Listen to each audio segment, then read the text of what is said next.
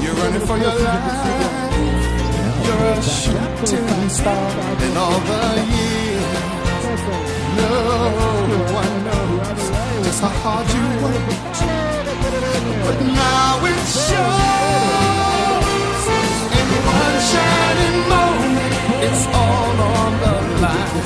In one shining moment, they're frozen in time. But time is short and the road is long. In the blinking of an eye, that moment's gone. And when it's done, win or lose, you always did your best. 'Cause inside you knew that in one shining moment you reached deep inside. One shining moment you knew you were alive. Feel the beat of your heart, feel the wind in your face. It's more than a contest, it's more than a race.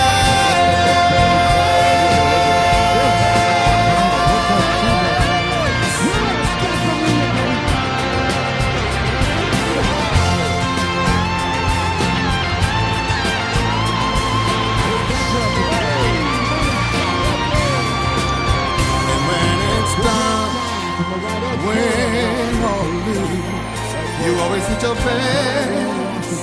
'Cause inside you knew, in one shining moment you reached for the sky. In one shining moment you knew, yeah. In one shining moment you're willing to try. In one shining moment you knew.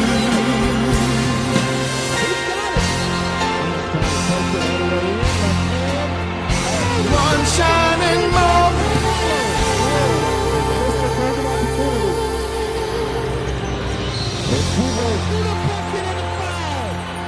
He's got it. And that's going to do it. Wins the state championship. The first in school history. And here come the Titans. I know that the game means the world to you, but just if you wouldn't mind, take me back to the beginning. Take me back to when you said, no matter what, we're going to win this thing. With the season, we just used the 2 prior years of setbacks to, to push ourselves, to motivate ourselves to have one common goal. So we came up with the theme, tunnel vision. So we didn't want to look at things going on to the left of us, things going on to the right.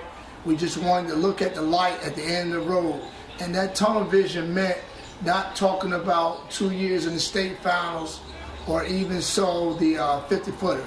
So we just put ourselves in a position that that's the only goal that we have, and we obtained it. Ms. Brown, I know you were there every step of the way.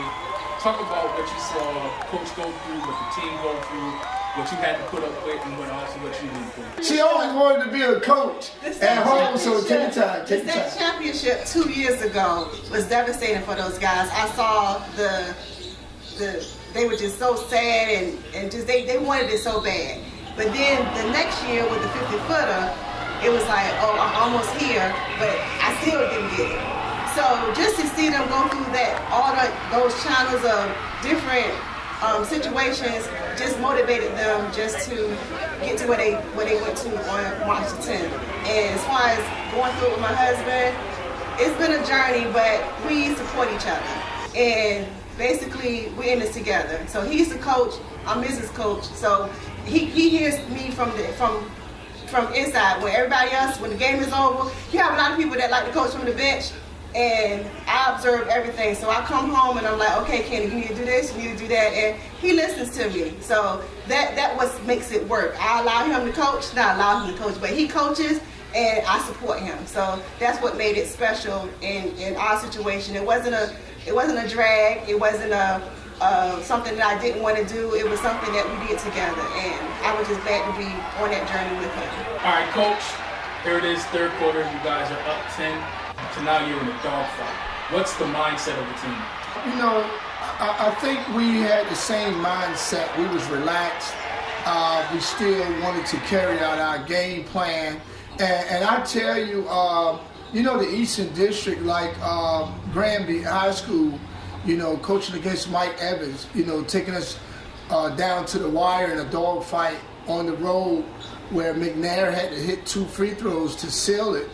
And also, you know, playing a good Gilman team out in Maryland where we won it down the stretch. So we played some tough games to prepare ourselves for that situation.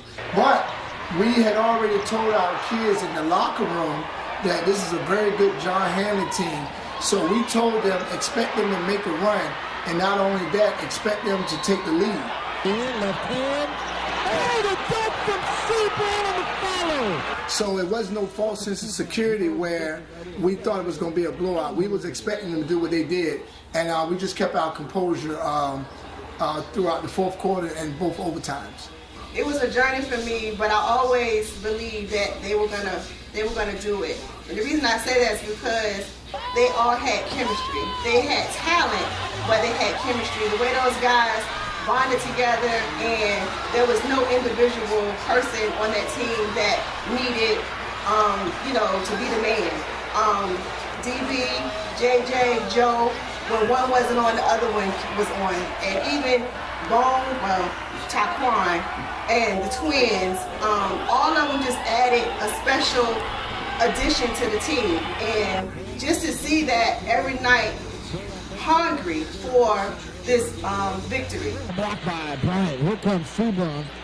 You're stepping in the dunk. You can tell in the way they played, they didn't panic. They didn't give up. And that was a joy to see them not giving up. They really went out there every night and gave it their best. Every night. And not just to win, because they were almost undefeated. They only lost one game. But you could just see that they really wanted it, and they did what they had to do to win that final game. So that part for me was emotional, just to see them go through that journey, and also my husband go through that journey of just wanting something for someone, because not only because they had the talent, but because they deserved it, because they did the work to get there. Coach, we end regulation, not at 50, going to overtime. What do you guys have to do? Now, I know, Antoine, people say we scored only 4 points in the the first overtime, but I'll tell you this, as a coaching strategy, while we're on interview, because I know some people are questioning.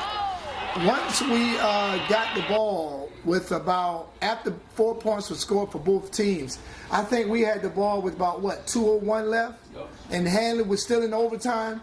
They were still in their zone. So I told our guys to hold the ball. You know, I heard fans, keep playing, keep playing. It was no way in the world that I was going to get our guys to shoot the ball early, put it in John Hanley's hands. I just had that much respect for Michael Brown, number 10, that he could really stall the ball with our defensive tactics and probably get an easy look. So my motto was, hey, we only scored 4 points, but we're going to either win this at the buzzer or we're going to go into a second overtime. I was pretty much ready for the game to be over at this point. I was just like, what are they doing? I mean, John Hanley just didn't give up, and we didn't either. So it was. I was very, very intense at that point. I couldn't even sit in my seat. I was up pacing back and forth, looking around. Oh my goodness, the shot went in. Then I think Joe fouled the guy with the 3-point line, and it was a lot. I was going through a lot at that point, but they did it. That's a testament to our coaching staff. You know, those other 5 guys, Derek Edwards, Tyrann Matthews, Joe Bryant, Brett Jones and Anthony Peoples. See, the good thing with our program is all of us give input. So it wasn't like that, you're the head coach, it's all on your shoulders now with this extra 4 minutes. We just kept talking to each other. What's the best thing to do? What's the best thing to do? Hey, Yogi, what are we in? Tyrann, what are we doing with the 1-3-1? So we didn't panic. We kept communicating, and it took 6 guys to put that short game plan together from what John Hanley was doing. And I can't give more credit. I can't give enough credit to that coaching staff that I have, that everybody had some type of input for those last 2 overtimes, and we just put it all together, and the ball fell our way in a couple of situations. But Tyrann Matthews made the call. You know, he said, "Coach, we got to get Blackwell out there." You know, and that immediately, you know, Blackwell stayed ready, and he just made some big shots. Second overtime, you guys scored 18 points. Where did that come from? Davon Blackwell. You know, I think he was fully confident, and you know, we just wanted to get a good look. So I saw the guys, you know, kind of like setting them up. You know, Darion still could score, but I saw him and McNair trying to attack the gaps, not forcing shots, and they just wanted to set Blackwell up. And Blackwell, our motto is to stay locked and loaded. And when he's locked and loaded and the ball comes to here, he's one of the best shooters I've ever seen. And we gave him the green light. The turnaround for me was when I was like really on hiatus, was when they kept fouling Taquan. And Taquan missed his first 2 free throws. And the coach on John Hanley's team, I'm sure they kept telling his team, keep fouling him. But when he told them to keep fouling him, I said, that's absolutely right, keep fouling him, because Taquan does not miss free throws. So he missed the first 2, but when they fouled him again, I said, okay, this is our game. Because I knew he was going to get him. I knew he was going to get him. So emotionally for me, it was just to see everybody just play their part. When Joe and JJ fouled out, that was emotional, because I know they really wanted to stay in the game and finalize it. But again, that was a part of their chemistry that, okay, I got your back. So even though they didn't complete the game, the other team member stepped up and was able to, you know, finish it for them. So for me, that was amazing to see. Hey, is this my interview or yours? Hey, Greg, don't put you on the timer next time. 15 years.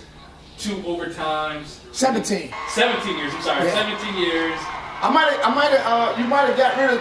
I tell you what, you probably skipped 2 years, because I think one year we were 5-13, the other year we were 6-12. So if you want to say 15, you can. But yeah, 17 years. 17 years. 17 years, 2 overtimes, and you finally get the state championship. What does that mean to you? What does that mean to Teller? What does that mean to the city of Norfolk? I tell you what, Antoine, and I might get a little emotional, but you know, the God that we serve is a good God. You know, He kept us in line. But I'll tell you that, you know, we was chasing a state title 2 years ago, and my biggest thing was to really win it, so that I can pump my chest. What do my critics have to say now? You know, attack my critics. But then I thought about it, you know, out of all these years, you know, God not working on time, my revelation was, you know, that's the wrong prayer to look for, to try to win something. You know, you don't pray and win a game. So I asked the Lord to forgive me and just put me in the right mindset. Just to stay healthy, to keep my mind right, to keep the kids healthy, to give us an opportunity to do the best we can. And I think those 17 years was bottled up into one night. I can't even remember the 17 years of, you know, the tears late at night, losing to teams that we thought we should have beat. But just to get a chance to win a state title for my wife, the coaching staff, the kids, our 17-year supporters, the city of Norfolk. You know, when you got so many people from Norfolk out there, I mean, it's overwhelming. I'm overjoyed, but I'll tell you at the same time, I'm humble. I haven't had any sleep since the championship. I've been getting calls to go do so many things, and I haven't turned anything down. And believe me, Antoine, I'm not going to turn anything down. Even if I have to sleepwalk to an elementary school to speak to some kids to show them that anything is possible. You know, just take the time out of it, stay committed. And I really want to say this. I'm so happy for individual guys that went through individual, things. I know what the coaches went through. I know the heartache, and just to stay committed. We never turned our back on each other. My wife stayed committed. The loyal fans. My pastor, Gregory Purdy. If I don't acknowledge him, man, it wouldn't be an interview. He always talked to us about see it to see it. He came up with a revelation of December 14th, 2014. State title, Lake Taylor High School. And when we didn't win it in 14, 15, 16, 17, I kept questioning myself about, hey man, it's past. But, his preachers and teachers was telling us, hey, time don't exist. When you're faithful and you do things the right way. Our see it to see it was now. We're in the now, faith is now. And I tell any kid that play any sport, use this as a stepping stone to stay committed to where you are and keep working hard, and you can see the end results that anything is possible. This is 50 years of the school being open. I'm blessed to have a wife like I have, to have friends that really care about me. So I respect my critics totally. They're gonna be who they are. I still love them. It's good for dialogue, but I just thank God that we put, all this together with doing it the right way, clean program to get a title for the school. Ms. Brown, any final words? And he said it in a nutshell. Our next is now. Basically, it's our time, and we're excited and happy. We've been through a lot the last 17 years of, when you were out there playing the basketball, and I didn't play basketball, but actually watching it and seeing him go through the things he went through in regards to, good teams, mediocre teams, bad teams, not necessarily bad teams, but just teams overall, just to see, and you think that's your year and you don't win. Then you think this your year, you don't win. So our next is now. So it's our time. And I'm very proud of him. I'm very proud of the program, the coaches, the staff. This particular season in particular is special because everything meshed together. The team, the coaches, everybody just meshed together, and that was very important. It was no one person who dominated on one night. Like I said, those twins, they didn't get recognized enough as far as I'm concerned, because without them, my opinion, without them, their defense they couldn't have got this far. The Washington brothers, Ruth Chris, Wade Jenkins, principal, this is for you, Dr. Boone, North Public Schools, outstanding job, athletic director, Bobby Pennebacker, Allison Gardner, happy birthday today, trainer, Steve Sutmiller. If I miss anybody, the teachers at the school, man, they supported us. Captain Garrett, the teachers just came through when we didn't have any monies for a hotel room. They came through, the sponsors, the silent sponsors that been in our corner, man. That's why if you see tears or anywhere, if you see me pumping my fist walking down the street, it's all for everybody that played a major role, and we just so excited that the city is excited and behind us 100%. Yeah, very appreciative. After all these years, y'all still together.